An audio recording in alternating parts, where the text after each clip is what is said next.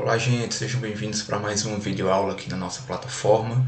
Vou deixar a videoaula desse conteúdo aí do capítulo 4 para a gente ir finalizando e adiantando os conteúdos que a gente está trabalhando na frente 2 de Biologia.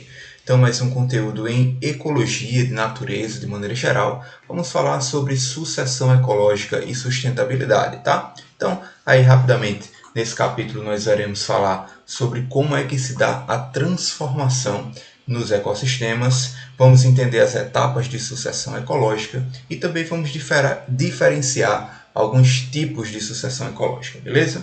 Então, falando disso aí, basicamente para a gente entender o que é uma sucessão ecológica, é o processo de colonização ou de recolonização e habitação de um ambiente que sofreu alguma transformação. Então, essa sucessão é algo que se dá passo a passo ao longo de alguma transformação no ambiente. Então, nessa imagem aqui, você consegue ver, por exemplo, em um ambiente onde teve um derramamento de magma, por exemplo, próximo a um vulcão. Então, depois de um tempo que esse ambiente sofreu uma modificação, ocorre uma sucessão, ou seja, surgimento de novas espécies de vegetais aqui, por exemplo, vão colonizar esse ambiente. Joia? Então vamos ver alguns tipos de sucessão ecológica. Ela pode ser dividida em 3 etapas. A primeira parte, ou os primeiros componentes que surgem nesse ambiente, é chamada de comunidade pioneira, ou então essa primeira etapa é chamada de ecese. A segunda etapa é chamada de série, ou o aparecimento de comunidades serais. E a terceira e última etapa de uma sucessão ecológica é quando se diz que aquele ambiente chegou no seu estágio de clímax, ou estamos em uma população ou uma comunidade clímax. Então vamos falar rapidamente sobre cada uma delas, tá? Primeiramente, falando da ecese ou da comunidade pioneira, é aquele exemplo que eu mostrei para vocês no início, né? Aquele exemplo da lava que modificou o solo do ambiente, é quando é a primeira população a se povoar, a colonizar aquele ambiente. Então a gente vê que geralmente são pequenos vegetais, musgos, né, após a modificação desse ambiente que vão surgindo no solo. Então é uma etapa inicial onde os fatores ambientais ainda são instáveis, a gente ainda encontra aqueles fatores que modificaram o ambiente. Tá? E as condições de vida são desfavoráveis, condições para vidas mais complexas, animais maiores, né? Ou árvores ainda de maior porte. Então, geralmente, essa comunidade pioneira são indivíduos de pequenos portes, geralmente pequenos vegetais. Certo? Então, como eu falei para vocês, alguns musgos, gramíneas, os próprios líquens, né, fungos e algas vão começar a dar uma sustentação, uma nutrição a esse solo para permitir um desenvolvimento, uma sucessão para novas populações. Daí a gente entra numa segunda etapa de sucessão ecológica, que é chamada na etapa série ou das comunidades serais ou comunidades intermediárias, onde o seu próprio nome já sugere, né? A gente vê aí um aumento de biodiversidade e até a melhoria de fatores abióticos, ou seja, as condições do solo, por exemplo, já começa a melhorar, né? E aí a gente vê assim sendo permitido o surgimento de novas espécies. Então a gente já vê surgindo aí diferentes plantas, aparecimento de alguns animais, tá? Isso é após a sucessão primária, tá? Ou na sucessão de ecese, beleza? Que aí prepara o ambiente para a próxima sucessão. E a terceira e última é quando o ambiente atinge a comunidade clímax. Então isso aí é caracterizado por um surgimento de espécies mais complexas, por exemplo, de árvores de maior porte, diferentes animais compondo esse ecossistema, e o ambiente chega no seu equilíbrio, ou seja, na sua estabilidade. Perceba que agora os fatores abióticos e também os bióticos estão estáveis, não mais instáveis como estava na comunidade primária ou na ecese. Certo? Então, por exemplo, imagina que um fragmento de mato nativo sofreu um desmatamento lá para plantio de canas, sei lá, ou para pastagem da criação de gado. E aí, depois de um tempo que não se utiliza mais aquele ambiente, ele vai passar por uma sucessão ecológica para ser repovoado e voltar à semelhança de como era antes. Perceba que ele não vai voltar a ficar igual como era antes, porque sofreu uma certa modificação naquele ambiente. Mas se inicia pela comunidade primária, depois a série ou intermediária, e aí uma comunidade clímax chegando à estabilidade do ecossistema. Joia? Você vê aí uma linha do tempo, como que acontece esse processo de sucessão ecológica, né? Começamos aí, por exemplo, em uma região que está bastante rochosa, teve algum desmoronamento e tal. Então começa o surgimento de pequenos indivíduos, líquens, musgos, depois gramíneas, algumas ervas, arbustos, árvores jovens, depois árvores adultas, e árvores adultas aí florescendo, se reproduzindo com outras espécies de polinizadores e tudo mais. A gente vê esse processo de sucessão ecológica acontecendo ao longo do tempo. Joia? Mais um exemplo para você aí. Isso acontece bastante em efeito de borda, ou seja, em ambiente que uma certa vegetação sofreu uma limitação, um fragmento de mata sofreu uma limitação.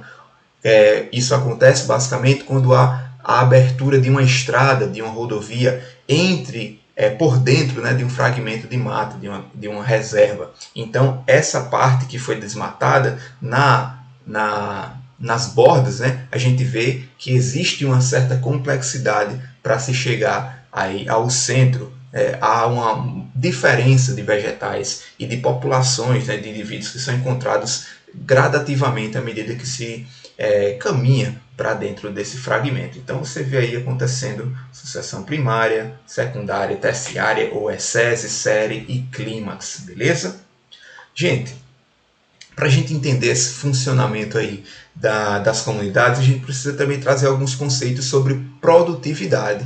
A gente sabe que um ecossistema ele funciona de acordo com a quantidade de nutrientes, a quantidade de energia, de biomassa que está disponível naquele ambiente.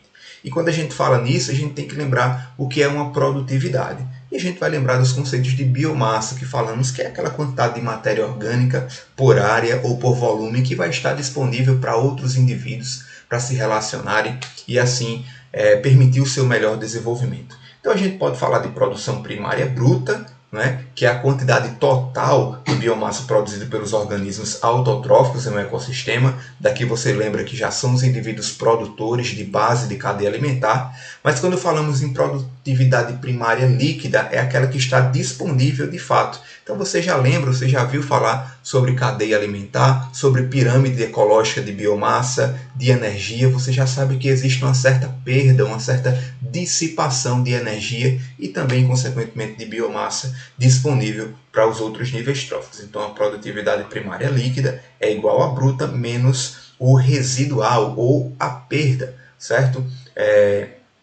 Que se observa durante o ambiente. E uma produção líquida, no início de uma sucessão ecológica, ela sempre será maior do que a produção primária bruta no final dessa sucessão, porque no início vai ter bastante, né, biomassa disponível, mas para que haja essa sucessão é necessário que os indivíduos eles vão consumindo, vão obtendo energia, vão se relacionando entre si para permitir esse desenvolvimento, certo? Precisamos também identificar que há uma linearidade, há um processo de aumento e diminuição de produção primária bruta e líquida. Então você vê aqui resumido nesses gráficos, no início a gente vai vendo o crescimento aí da biomassa, a diversidade de espécies, tá? E à medida que a gente vai passando pelos níveis da sucessão ecológica, enquanto que a biomassa e a produtividade líquida ela vai sendo invertida. Enquanto a biomassa aumenta, a produtividade vai diminuindo, porque ela vai sendo consumida, certo? Aquela quantidade de biomassa que está disponível, certo? Então, você observa aí que a produção primária bruta ela é bem maior, mas aí a gente tem um certo consumo, tá? E o que resta, a produção primária líquida, vai diminuindo. Isso é devido a novos nichos e teias alimentares que são formadas ao longo dessa sucessão ecológica. Tá?